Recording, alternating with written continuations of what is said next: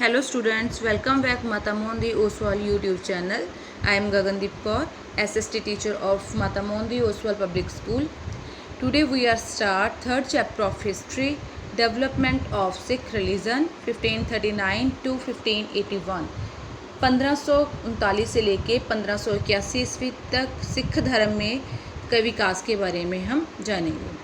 बेटा श्री गुरु नानक देव जी जो सिखों के पहले गुरु थे, उन्होंने अपना उत्तराधिकारी भाई लैना जी को चुना। भाई लैना जी जो बाद में श्री गुरु अंगद देव जी के नाम से जाने जाने लगे। इसके बाद बेटा सिख इतिहास में गुरु परंपरा शुरू हो गई। इस काल में 1539 से लेकर 1581 ईस्वी का जो समय था वो सिख इतिहास में बहुत ही महत्वपूर्ण समय था। इस समय में श्री गुरु अंगद देव जी, श्री गुरु रामदास जी, श्री गुरु अमरदास जी ने अपने मतलब कि जो लाइफ में सिख धर्म के विकास के लिए बहुत सारी जो सामाजिक कुरीतियाँ फैली हुई थी उन्हें ख़त्म किया, और जैसे मंजी प्रथा, मसंद प्रथा, संगत प्रथा जो इनका विकास किया। इससे लोगों को क्या हुआ कि बेटा धार्मिक एकता, आपसी भाईचारे की भावना पैदा हुई। जैसे हमारे सेकंड गुरु बेटा, फर्स्ट गुरु हम श्री गुरु नानक देव जी के बारे में पिछले चैप्टर में पढ़ के आए हैं। नेक्स्ट है बेटा श्री गुरु अंगद देव जी। श्री गुरु अंगद देव जी का बचपन का नाम भाई लैना जी था। उनका जन्म जो मत्ते की सराय में 31 मार्च 1504 में हुआ। उनके पिताजी का नाम फेरूमल जो कि खत्री जाति से संबंध रखते थे, और माता का नाम सबराई देवी था। भाई लैना जी के जब 15 वर्ष की आयु में उनका विवाह हो गया देवी चंद की पुत्री बीबी खीवी के साथ। उनके घर 2 पुत्र दातू और दासू और 2 पुत्रियां बीबी अनोखी और बीबी अमरुक ने जन्म लिया। उसके बाद बेटा गुरु अंगद देव जी के सिख धर्म में विकास, contribution in the development of Sikhism. First है बेटा standardization of Gurmukhi script, Gurmukhi लिपि का विकास करना। श्री गुरु अंगद देव जी ने गुरमुखी लिपि का विस्तार किया। जैसे गुरमुखी लिपि गुरु के मुख से निकली हुई जो भाषा थी उसे गुरमुखी बोला जाने लगा। धार्मिक ग्रंथ जो थे हमारे गुरमुखी लिपि में ही लिखे गए, मतलब कि सिखों की जो मातृभाषा गुरमुखी ही हुई। नेक्स्ट है बेटा प्रिजर्वेशन ऑफ गुरु नानक देव जी वाणी। गुरु नानक देव जी की वाणी जो थी गुरु साहिब ने लिखी, जाप साहिब, जपजी साहिब, ठीक है। श्री गुरु अंगद देव जी ने वाणी का संग्रह किया, वाणी को इकट्ठा किया, बचाया जैसे। नेक्स्ट है लंगर प्रथा का विकास किया बेटा, संगत प्रथा का विकास किया। फिजिकल डेवलपमेंट के लिए, मतलब कि सिखों के जो शारीरिक विकास के लिए व्यायाम करने के लिए, एक्सरसाइज जिसे कहते हैं हम, करने के लिए एक खडूर साहिब में एक अखाड़े की व्यवस्था की, जहाँ शिष्य जो थे, उनके भक्त जो थे कुश्ती करते थे, कसरत करते थे और शारीरिक रूप से रिष्ट पुष्ट हो गए वो। और इसके मतलब कि जो मल का अखाड़ा था वहाँ जाके उसे मतलब कि वहाँ पे लोगों को स्पेशल ट्रेनिंग वगैरह भी दी जाती थी। नेक्स्ट है बेटा हमारा फाउंडेशन ऑफ गोविंदवाल। गोविंदवाल की जो स्थापना की 1546 ईस्वी में। नेक्स्ट बेटा उसके बाद उत्तराधिकारी की नियुक्ति। श्री गुरु अंगद देव जी ने अपना उत्तराधिकारी गुरु रामदास जी को चुना। गुरु रामदास जी जब गुरुगद्दी पे बैठे तो उनकी आयु 73 ईयर्स की थी, मतलब 73 वर्ष की थी। गुरु अमरदास जी का जन्म 5 मई 1479 ईस्वी को हुआ अमृतसर के ज़िले में स्थित बासर के गांव में। उनके पिता का नाम तेजभान बल्ला था। वो बल्ला जाति से संबंध रखते थे बेटा। उनके माताजी के बारे में बेटा कोई प्रॉपर जानकारी नहीं है। अलग अलग इतिहासकारों ने अपने अलग अलग व्यूज़ दिए हैं। जैसे कुछ इतिहासकार तो उनके माताजी का नाम लक्ष्मी देवी, कुछ भूप कौर, कुछ रूप कौर, कुछ बख्त कौर, अलग अलग ऐसे बता रहे हैं। नेक्स्ट है बेटा विवाह उनका 24 वर्ष की आयु में देवी चंद की पुत्री मनसा देवी से किया गया। उनके घर 2 पुत्र हुए, बाबा मोहन तथा बाबा मोरी, और 2 पुत्रियां थी, बीबी दानी और बीबी भानी। नेक्स्ट बेटा contribution towards the development of Sikhism. Sikh धर्म के विकास के लिए गुरु अमरदास जी का क्या योगदान था।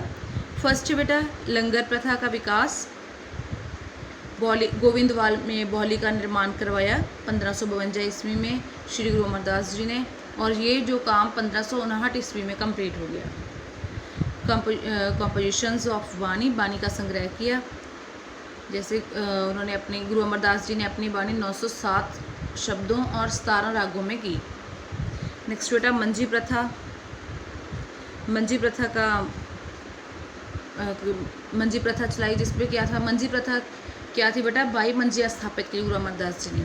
इसमें क्या थी कि जो गुरु के भक्त थे वो मंजी पे बैठ के, ठीक है, सिख धर्म का प्रचार करते थे। नेक्स्ट बेटा गुरु अमरदास जी ने सामाजिक सुधार किए, जिसमें सती प्रथा, जो विधवा विवाह, ठीक है, पर्दा प्रथा, ये सारी जो कुरीतियाँ थी उन्हें ख़त्म किया। नेक्स्ट आगे बेटा उत्तराधिकारी की नियुक्ति। श्री गुरु अमरदास जी की जो पुत्री थी बीबी भानी, उन्होंने जब गुरुजी बीमार थे उनकी अपार सेवा की। उसकी सेवा से खुश होकर गुरु अमरदास जी ने बीबी भानी को वरदान मांगने के लिए कहा। तो बीबी भानी जी ने उनसे कहा कि जो गुरुगद्दी है, गुरुगद्दी वो जद्दी होनी चाहिए, पैतृक होनी चाहिए, मतलब कि अपनी ही कुल में रहे। तो गुरु अमरदास जी ने उनकी अपार सेवा से और भाई जो उनके बीबी भानी जी के पति थे भाई जेठा जी को उत्तराधिकारी नियुक्त किया। इसके साथ साथ ही वह वरदान मांगा कि उनके बाद भी भाई जेठा जी तथा बीबी भानी के सोडी घराने के ही होंगे। इससे 1574 ईस्वी में श्री गुरु अमरदास जी ज्योति ज्योत समाए। नेक्स्ट बेटा श्री गुरु रामदास जी 1574 से लेकर 1581 ईस्वी तक, जो सिखों के चौथे गुरु थे। उनका जन्म 24 सितंबर 1534 ईस्वी में हुआ था। उनके पिता का नाम हरिदास और माता का नाम अनूप कौर था। उनका कहा जाता है कि 1552 में उन्होंने सिखों के जत्थों के साथ ढोलकियाँ, सैनिक और गुरबानी गायन करते हुए गोविंदवाल जा रहे थे। तो उन्होंने गुरु अमरदास जी के साथ निवास किया। नेक्स्ट बेटा उनका विवाह गुरु अमरदास जी की गुरु अमरदास जी की पुत्री बीबी भानी से हुआ। और उनके घर 3 पुत्र पृथ्वीचंद, महादेव और गुरु अर्जन देव जी, मतलब जो बाद में सिखों के 5वें गुरु बने, अर्जन देव जी का जन्म लिया। नेक्स्ट बेटा श्री गुरु रामदास जी के सिख धर्म में विकास। फर्स्ट है बेटा फाउंडेशन ऑफ रामदासपुरा। श्री गुरु अमरदास जी ने रामदासपुरा अमृतसर में, रामदासपुरा जिसे हम हरमंदिर साहिब कहते हैं, उसका निर्माण करवाया।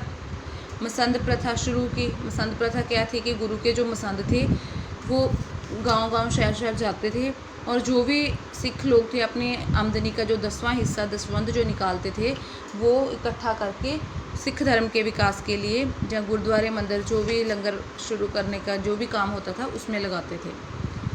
कॉम्पोजिशन ऑफ वाणी, बानी का संग्रह किया। नेक्स्ट है बेटा अपने उत्तराधिकारी की नियुक्ति। सिख धर्म में जैसे गुरु अमरदास जी के वरदान के से ही, मतलब जो गुरुगद्दी थी वो पैतृक हो गई। बीबी भानी जी ने जो वरदान मांगा था उससे क्या हुआ कि गुरु रामदास जी ने अपने सबसे छोटे पुत्र गुरु अर्जन देव जी को ही अपना उत्तराधिकारी के योग्य समझा।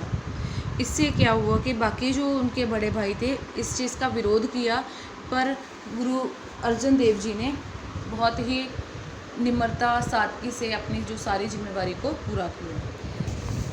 एंड लास्ट में बेटा गुरु अंगद देव जी, गुरु अमरदास जी और गुरु रामदास जी सिख धर्म के प्रचार के लिए और गुरु नानक देव जी की जो शिक्षाएं थी उनका प्रचार करने के लिए उन्होंने बहुत ही महत्वपूर्ण योगदान दिया। इससे सिखों को जो थे एक धार्मिक सेध मिल गई, मतलब सिखों को अपना एक धर्म मिल गया और बाणी का संग्रह करके उन्हें धार्मिक ग्रंथ भी दिए। दैट्स ऑल बेटा, ये तो हो गया आपका चैप्टर